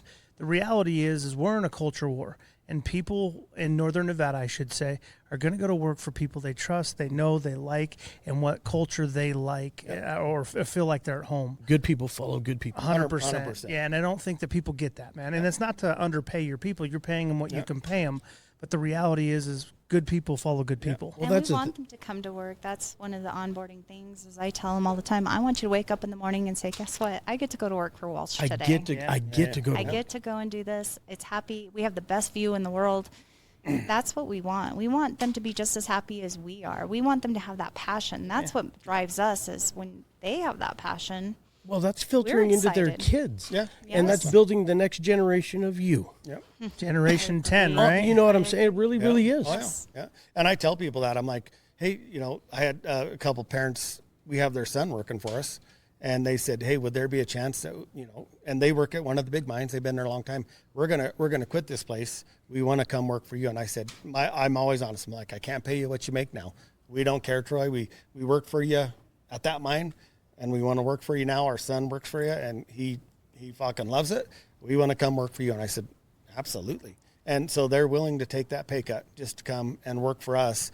And would there be any way you could put us on the same crew? Absolutely. I promote that, man. Yeah. I a year and a half ago, me and my son, he was in an excavator and I was in a dozer on a property, and I'm just sitting there like, this is fucking awesome, you know. And I took You've hit the dream. Yeah, I took a picture and I sent it to Trace and Christina. I said, thank you guys so much. I've dreamed of this my whole life. I'm at 8,000 foot with my youngest son. Building cool shit. This is the dream. And Christina's like, that's all I've ever wanted. I could die today. That's all I've ever wanted, you know. And now I look back, my son's running the biggest crew we have, and he's 22, and I have grown men that are 50, literally. Troy, I'm 50 years old. I worked at all the mines, and your son is the best boss I've ever had. Oh, yeah. He is so amazing, and he's so good with people, and he explains himself, and he's so passionate about what he does. And I'm like, he probably respects people like nobody's business. Yeah. And it's the coolest thing, right? So here we've got this opportunity from Craig and Christina, and we got it, and now it's just our job to make it better, you know. And well, you're building a true legacy. Yeah, and that's not many people get to do that and say that. It's so, and you look back, you know, I'm a high school dropout, you know, and here we are, and it's just awesome. Dude, I mean, it's just all you got to do is change that logo a little bit, and it could be a W and an H. They're Walsh and Hawkins. They're listening to this. Hold on. I'm just saying it would be easy. Yeah. No, but I think in this too, you're passing down their legacy because 100%. they want a company that is giving the feel that you guys have carried on for them, and maybe it sounds like growing as well. Yeah, So. it's awesome. I mean, literally, it's frustrating, and the phone don't stop. But you know, we're invested 24/7. And when the phone stops, that's when you start worrying. Yeah, the phone rings, and I'm up, and she's up, and usually, you know, in the summer, I'm out watering my grass, filling my calls, you know, but it's slowly down because we're building this team of people that, you know, will start taking some of my load and taking Trace's load. And so now we're just, you know, filtering it down, and these people are going to start taking this, and it's like, here we go. And that's so the dream's coming. Yeah. You can cruise around and go talk to the people and make sure everything's good. That's the but job, you can right? see just by him talking, this is what makes him happy. Yeah. So Cool, in turn, that makes me happy. Sure. So. Yeah. My last question here is, give me your biggest pucker factor on any piece of equipment that you've been on. You know, I feel pretty comfy in, you know, I'll never say I could run a scraper. Nobody should ever say that. But nobody should ever say they want to run. Yeah, no kidding. You know, but I think an excavator, being a kid that I hired a long time, I hired him because he had a cool accent, and he stayed with me for. I love Did you tell him I love that? your Oh, yeah. hiring He practices. did. Like, Just dude, this your, year. your interview sucked. I only hired you for your accent. He's from Hawaii. I hired him in. How's in it, bro? In 2010, he didn't know nothing, but I hired him. I'm like, I'm hiring you because your accent. And we've been best friends forever, and he's always worked for me. And he's that guy that he could fucking do anything, and it makes me so mad. And I'll never admit to him. And You we just would, did. Yeah. but we'd always have competitions, and I'm all in all the time, even if I'm not all in. And we were seeing who could dive off the steepest bank, and I'm like, watch this shit. And In a dozer or a scraper? in an excavator. Oh, excavator. And Oh, shit. it was up in Virginia City, actually. Yeah. And I shouldn't have done what I did, and it scared the hell out of me. So it always made me think a little bit. And then my son was doing some reclamation at a job last year. Me and him went out and did it, and he's getting a little closer. I'm like, stop it. And he's like, what are you talking about, Dad? Quit being a baby. I'm like, fucking back up, So it just always got with me. I'm like, man, I was trying to be a big bad boy, and I did something wrong. That And young bull's turned into an old bull. Yeah, he's like, you're being a girl, Dad. I'm like, dude, you're 21 years old. You're like, stop, Knock it dude. off, I've been man. there. You want me to call your mom? Fuck off. Don't make me call HR right now. Fucking, you'll get rode up and grounded, bud. So, Rode up and grounded. What we do, the guys that we have working for us, man, they do some amazing things, and I try to post everything on social media, and some of the guys they're just like artists up there, and I'm like, Yeah. fuck, that's awesome. And I don't think I could do it no more because I've been out of the game for a long time. In my mind, I'm like, I could do it, but I don't think I could do it, But I had an old fella tell me once, he was an awesome dozer hand, Marlon Elam. He, one of the best dozer hands ever. And he told me, he said, I look at this like I'm an artist and the earth is my canvas. Yeah, 100%. And I'm like, how cool. yeah, I hired Marlon when he left Bald. Oh, heck yeah. Yeah, he worked for me for a year and a almost half 2 years until now. he retired. Yeah. Yeah, He he's a actually stud, helped our dude. son as well. Yeah. You got to listen to Both of his our boys. podcast. Oh, I did. Yeah. Yeah, that dude, homie came in and he already had like 14 Bud Limes and it was like, yeah. good on you. Yeah, this is going to be fun. And then yeah. he stoked up a cigarette and he's like, you guys don't mind if I smoke in here, do you? It's like, Believe it or not, we don't edit a lot of podcasts, but I had to do some there. Oh, yeah. No, I bet. We didn't take out a lot of things, but I was like, how many times you got to piss, bro? salt of the earth. But I will tell you, he's got a very similar upbringing or history as you, right? I mean, to where I'm sure it's up. How do they say birds of a feather fly together? You know good people. Yeah. He and let me back up real quick. I want to be able to say that for the audience out there, not having a high school education and to see where you're at is amazing. Yeah. You know what I mean? To where it's not about the education or the paper. It's about the passion. Yeah, And I think mining provides that. Yeah. I've told all my kids, I'm like, all you have to do is know how to talk to people and treat people good. And I'm a firm believer, if somebody disrespects you, you give it right back. But, be good to people, respect people, and just be available to the people. And that will take you farther than any piece of fucking paper will ever take you. Yep. And I fight with people all the time. And I'm like, how much do you make? Yeah. Shut up. Yeah. and go the guys back. that How have happy are the you? guys that Yeah. have the paperwork Yeah. don't get to see the cool shit you do. Yeah, I mean, we get to see. I'm not stuck at an office, and I don't even carry my computer.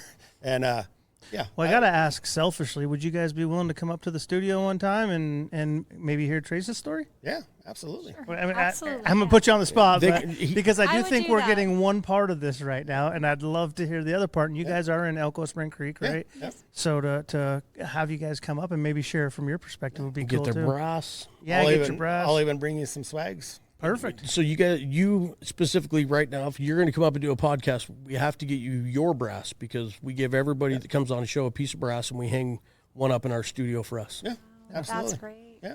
Well, Yeah, and your Absolutely. studio is awesome looking. It's cool. Well, that's why I wanted to invite you guys up and be able to have a couple drinks and Yeah. just hang out for the evening. But I want to thank you guys, Dino. Yeah. No, thank you. And I apologize for not getting you on sooner. It's all right. It's all right. we had conversations. Well, and I'll be honest with you, we're running in so many different Yeah. directions. Say, it sounds like you guys are awfully busy too. Well, I think Yeah. you were in Japan. He was, yeah. Oh, yeah. So, Yeah. Yeah. But thank you guys for coming Yeah. on, man. Thank you. Thank you guys. Check out Walsh Reclamation.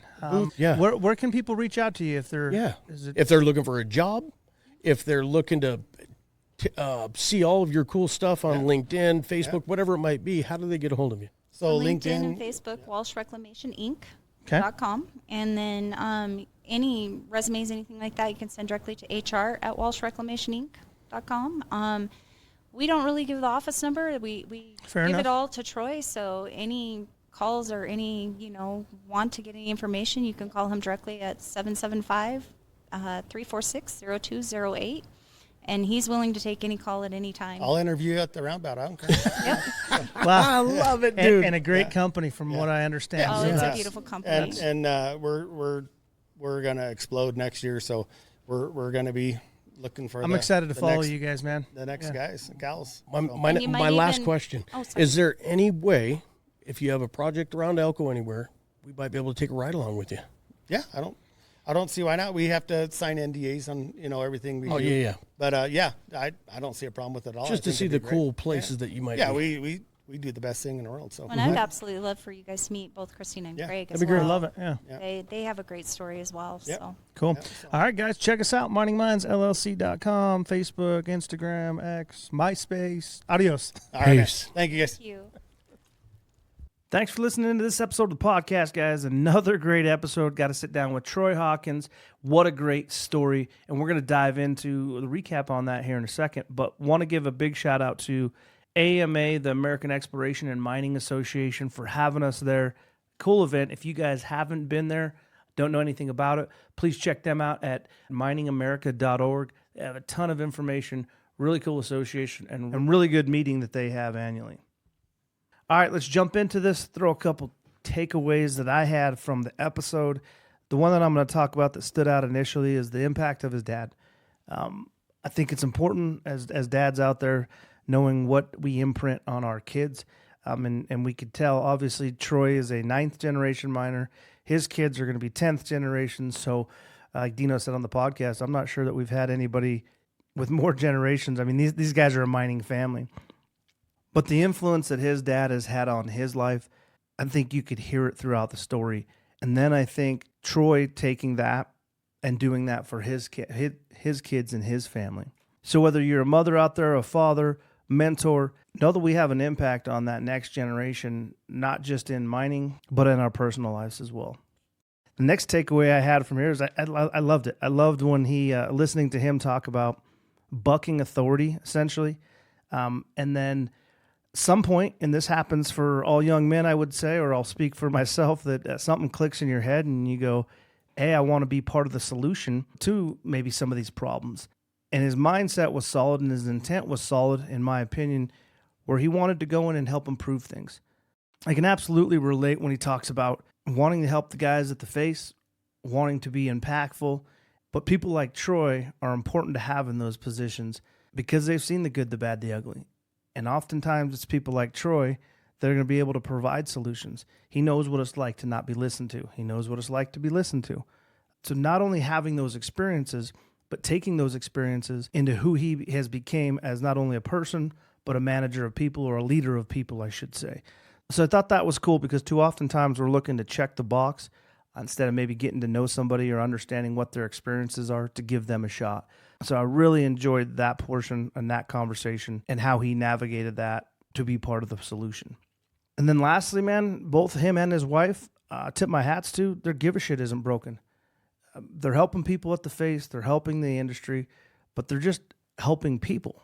And I think that is such a huge takeaway and something that's just not as prevalent in our culture these days. He talked about, going and helping a mechanic because he was sleeping in his truck, or taking the time with that operations guy who was going through some mental health issues. And I think if we got back to some of those roots, I think you'd start to see that change culturally as well. So we need more of that. And that's what I would probably challenge you, the listeners out there, as I reflected for myself going, hey, what more can I do to help out? I think that's what makes us different. I think that's what makes us special. And I think that's what we need more of. And with that, guys, I want to say thank you again for listening in, tuning in. As always, we appreciate you. Troy, Trace, AEMA, thank you guys. Again, I'm going to give another shout out for this whole series that we did at AEMA to PC reps here in Elko. Give these guys a shout. Let them know Mining Minds sent you, man. I want to thank them. I think that'd be awesome if you guys have some repair work that you need to do. These guys do free diagnostics, but I think it's important to help those who have helped us along the way. So thank you again to PC Reps. And if you're out there pounding roads, driving drifts, or pushing throughput, stay safe. Yeah. This one's for the crews underground, for the haul truck drivers, the welders, the crushers, for the ones who make the world turn while nobody's looking. Mine and mine, let's dig in. Yeah, From the pit to the plant where the iron sparks fly, we talk grit, talk grind under that big sky. Dino and Grover got the mic turned high, breaking down stories money just can't buy.